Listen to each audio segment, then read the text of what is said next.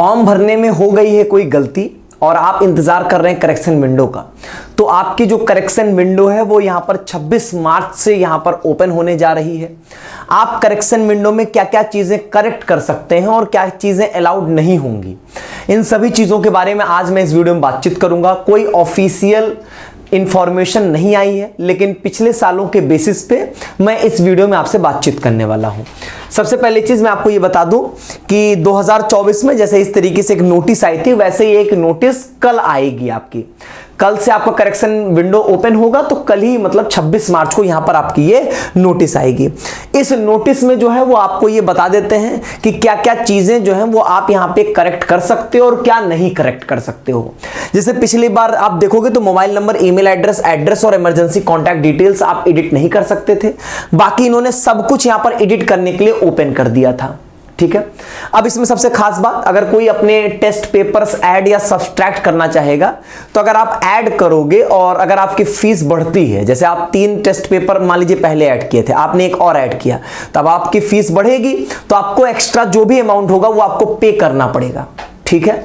लेकिन अगर आपने मान लीजिए सब्सट्रैक्ट किया और सोचोगे कि पैसा रिफंड आएगा, तो ऐसा नहीं होता। रिफंड किसी भी केस में कुछ भी नहीं होता यहां पे, ठीक है। ये तो बेसिक सी बात रही। तो कुछ इस तरीके की नोटिस हम लोग यहां पर कल एक्सपेक्ट कर सकते हैं कि आएगी। अभी अगर आप देखोगे तो अभी तक तो यहां पर कोई नोटिस नहीं है। वही लास्ट में इन्होंने जो एक्सटेंशन का इन्होंने एक नोटिस दिया था और जिसमें इन्होंने कहा था कि करेक्शन 26 से 28 मार्च तक के लिए यहां पर ओपन रहेगा। हम क्या यहां पर एक्सपीरियंस के बेसिस पे और पिछले सालों के बेसिस पे क्या बोल सकते हैं? देखो, एक बात तो तय है, कभी भी ये तो नहीं हो सकता कि आपको ईमेल आईडी जिससे आपने रजिस्ट्रेशन किया, फोन नंबर, आप अपना एड्रेस, ये सारी चीजें तो आप कभी नहीं चेंज करने का मौका पाओगे, ये बात तो तय है। इसके अलावा जो रिस्क जोन में है वो ये सारी चीजें यहां पर, ये रिस्क जोन में है आपका। इसको आप 100% क्लियर नहीं बोल सकते हो। आपका नाम, आपके पिताजी का नाम, माताजी का नाम, फोटो और सिग्नेचर। कई बार ऐसा होता है कि इसमें से ऑप्शन कर देते हैं कि इनमें से कोई एक डिटेल आप चेंज कर सकते हो। पिछली बार ऐसा हुआ कि सब कुछ चेंज करने का मौका मिल गया था, तो इस बार भी देंगे, इस चीज की कोई श्योरिटी नहीं है। तो ये रिस्क जोन में है। अगर इनमें कोई गलती है तो नो डाउट आपको डरने की आवश्यकता है, आपको डरना चाहिए। जब कल यहां पे नोटिस आएगी तो उसके बाद यहां पे क्लैरिटी मिलेगी। ये कुछ ऐसी चीजें हैं जो कि यहां पर 110% आपके चेंज जरूर हो सकेंगी। मतलब आप ये समझ लो कि इनके अलावा ऐसा कुछ भी नहीं है जो चेंज ना हो सके, बहुत आराम से। कई बच्चों के साथ है कैटेगरी सर्टिफिकेट को लेकर प्रॉब्लम है, कई बच्चों को यहां पर जो है वो टेस्ट पेपर ऐड सब्सट्रैक्ट है, क्वेश्चन पेपर मीडियम को चेंज करने को लेकर चीजें हैं, 10th 12th की डिटेल्स को लेकर बातें हैं।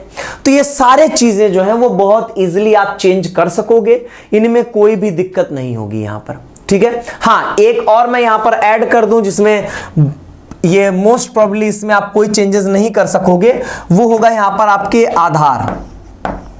जो आप अपनी आधार डिटेल दिए होगे वो यहां पर आप चेंज, वैसे भी ये आप गलत करोगे तो आगे ही नहीं बढ़ने देता था आपको फॉर्म में, तो इसमें तो गड़बड़ी करने का कोई चांस नहीं बनता। लेकिन फिलहाल ये आधार डिटेल्स को मानकर चलिए कि यहां पर ये चेंज करने का ऑप्शन जो है वो नहीं ही देगा आपका, ठीक है। क्योंकि वहीं पर ये रोक देते हैं कि दोबारा आप उसको अपडेट नहीं कर सकते जो आप अपनी आइडेंटिटी डिटेल्स देते हैं।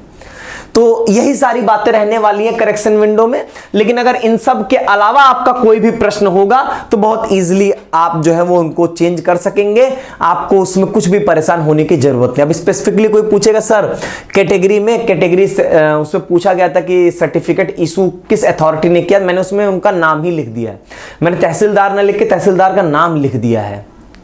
तो भैया कैटेगरी में चेंज कर सकते हो, मतलब सब कुछ चेंज कर सकते हो, सारी डिटेल्स। तो ये सारी चीजें आपको यहां पर अलाउड रहेंगी, ठीक। रिस्क वाला जो जोन है वो आपका यही रहने वाला है। बाकी हम लोग इंतजार करेंगे, कल एक बार जब ऑफिशियल नोटिस आ जाएगी तो डिटेल में आपको वहां पर सब बता दूंगा, और कैसे आपको वहां पर जो है वो करेक्शन करना है वो पोर्टल के अंदर, वो सारी बातें भी मैं बता दूंगा। उसमें कई बार बच्चे करेक्शन तो कर देते हैं, फाइनल सबमिट नहीं करते हैं और फिर वहां पर काम खराब हो जाता है। और कई लोगों का ऐसा होता है कि जिनका पेमेंट एक्सीड करता है, तो अगर वो बिना पेमेंट मतलब फाइनल सबमिट करके पेमेंट करेंगे तब उनका करेक्शन माना जाएगा, और करेक्शन सिर्फ एक बार अलाउड होता है। ये सबसे मोस्ट इंपॉर्टेंट यहां पर, only one time, only one time.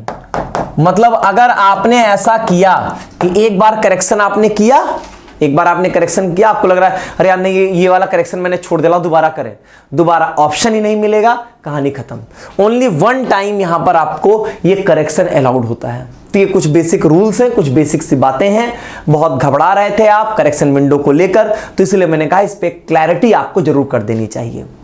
बाकी आपके जो बचे हुए दिन हैं उनके लिए आप जो हैं वो बेहतरीन तैयारी करें। इसके लिए मालवीय एकेडमी का यहां पर क्रैश कोर्स जो है वो उज्जवल बैच आ चुका है, एडमिशन आप ले सकते हैं। क्लासेस ऑलरेडी 20 मार्च से चल रही हैं, तो बैकलॉग्स बहुत ज्यादा ना हो जाए इसलिए समय से एडमिशन ले लें, ठीक है। डिस्क्रिप्शन बॉक्स में, कमेंट बॉक्स में आपको कोर्स के लिंक्स मिल जाएंगे, ठीक, तो वहां से आप कोर्स जो है वो ज्वाइन कर सकते हैं। बाकी आप सभी लोग स्वस्थ रहें, मस्त रहें, खूब पढ़ाई लिखाई करें, रात दिन एक कर दीजिए। बचे हुए दिनों में अपनी पूर्ण मनोयोग से संपूर्ण मेहनत कर देंगे तो आपका रिजल्ट अच्छा ही होगा। बहुत बहुत धन्यवाद।